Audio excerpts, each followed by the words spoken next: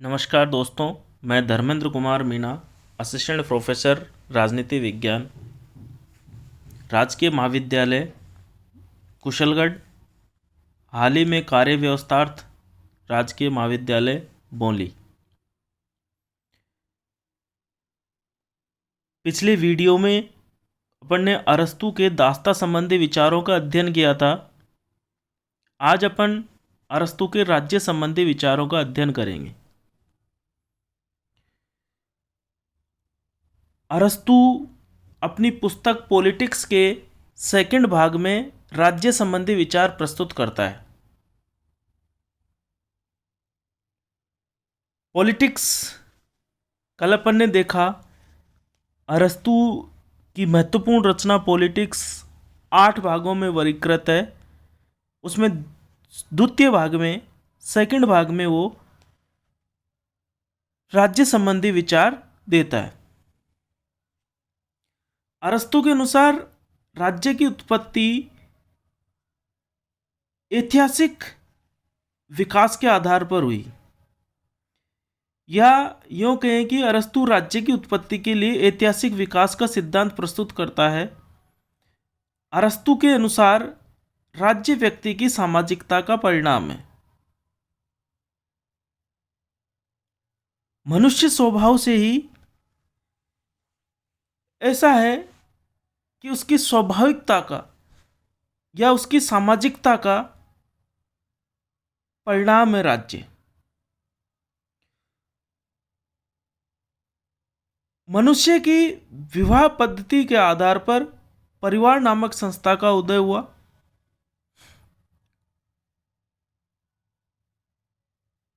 कुछ परिवारों से मिलकर गांव का निर्माण हुआ और कुछ गांवों से मिलकर नगर राज्य का कुछ गांवों से मिलकर नगर राज्य का निर्माण हुआ। तो इस प्रकार ऐतिहासिक विकास के आधार पर देखें तो पहले विवाह नामक संस्था आई, उसके बाद में परिवार नामक संस्था आई। कई परिवार मिलके ग्राम बने और कई ग्राम मिलके नगर राज्य का निर्माण हुआ। अरस्तू के अनुसार राज्य व्यक्ति की बौद्धिक और भौतिक आवश्यकताओं की पूर्ति करता है। क्या कहता है अरस्तू कि राज्य व्यक्ति की बौद्धिक और भौतिक दोनों आवश्यकताओं की पूर्ति करता है। इस संबंध में अरस्तू का एक प्रसिद्ध कथन भी है कि राज्य का उदय जीवन के लिए हुआ है और सज्जीवन के लिए उसका अस्तित्व बना हुआ है। क्या कहता है अरस्तू कि राज्य का उदय जीवन के लिए हुआ है और मनुष्य के सज्जीवन के लिए राज्य का अस्तित्व बना हुआ है। अरस्तू आगे कहते हैं कि राज्य का अस्तित्व मनुष्य से पहले, राज्य का अस्तित्व मनुष्य से पहले। यहां इसको समझने की जरूरत है। अगर ऐतिहासिक दृष्टि से देखें, इतिहास की दृष्टि से देखें तो मनुष्य का अस्तित्व पहले है, राज्य का बाद में। परंतु तर्कशास्त्र या लॉजिक की दृष्टि से देखें तो राज्य का विचार मनुष्य से पहले आता है, क्योंकि पूर्ण का विचार अंश से पहले आता है और राज्य एक पूर्ण संस्था है और मनुष्य उसका एक अंश मात्र है। तो अगर ऐतिहासिक दृष्टि से देखें, इतिहास की दृष्टि से देखें तो मनुष्य का अस्तित्व पहले है, परंतु तर्क के आधार पर देखें तो पूर्ण पहले आता है और अंश बाद में आता है। इसलिए राज्य का अस्तित्व मनुष्य से पहले है। अरस्तु आगे कहते हैं कि राज्य स्वाभाविक संस्था है। मनुष्य स्वभाव से ही एक राजनीतिक व सामाजिक प्राणी है। जो मनुष्य समाज में नहीं रहता अरस्तु क्या कहते हैं कि मनुष्य स्वभाव से ही एक राजनीतिक व सामाजिक प्राणी है, और जो मनुष्य राज्य में नहीं रहता या समाज में नहीं रहता वह या तो पशु है या देवता है। उसके लिए अरस्तु क्या शब्द काम में लेता है, या तो वो सब वुमन है या सुपर वुमन, या तो वो सब वुमन है या फिर सुपर वुमन है। तो या तो वो पशु है, जो व्यक्ति समाज में नहीं रहता, राज्य में नहीं रहता, वो है या तो पशु है या फिर देवता है। अरस्तु के अनुसार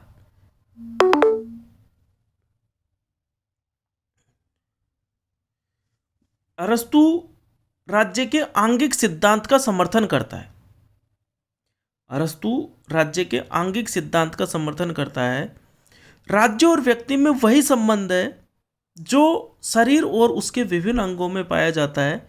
जैसे शरीर के विभिन्न अंग अपनी अपनी क्षमताओं के अनुसार भिन्न भिन्न कार्य संपन्न करते हैं, वैसे ही समाज में विभिन्न मनुष्य अपनी पृथक पृथक योग्यताओं के अनुसार भिन्न भिन्न कर्तव्यों का पालन करते हैं। अरस्तु राज्य के आंगिक सिद्धांत का समर्थन करता है। जैसे मनुष्य के शरीर के विभिन्न अंग, हाथ पैर, आँख नाक कान, सब अपना अपना अलग अलग कार्य करते हैं। ठीक उसी प्रकार शरीर की विभिन्न क्षमताओं, शरीर के विभिन्न अंग अपनी अपनी क्षमताओं के अनुसार भिन्न भिन्न कार्य संपन्न करते हैं। ठीक उसी प्रकार समाज में विभिन्न मनुष्य अपनी पृथक पृथक योग्यताओं के अनुसार भिन्न भिन्न कर्तव्यों का पालन करते हैं। अरस्तु के अनुसार राज्य सर्वोच्च समुदाय है।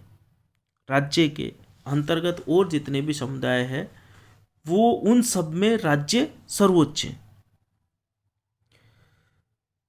राज्य एक आत्मनिर्भर संगठन है। अरस्तु क्या कहते हैं कि राज्य एक आत्मनिर्भर संगठन है, और अरस्तु ये भी कहते हैं कि नगर राज्य सर्वश्रेष्ठ राजनीतिक संगठन है। आगे अरस्तु ये भी कहते हैं कि राज्य साध्य है, राज्य एक साध्य है। अरस्तु आगे राज्य के कार्यों की चर्चा करते हैं। राज्य के विभिन्न कार्यों में वो सबसे पहला और महत्वपूर्ण कार्य बताता है बाह्य आक्रमण से रक्षा करना। राजा का पहला काम क्या है? दूसरे राज्य के आक्रमण से रक्षा करना। दूसरा, मनुष्य की आवश्यकताओं की पूर्ति करना। कानून व्यवस्था बनाना। अगला कार्य बताता है राज्य का अरस्तु, नागरिकों में सद्गुणों को उत्पन्न करना और उनका विकास करना।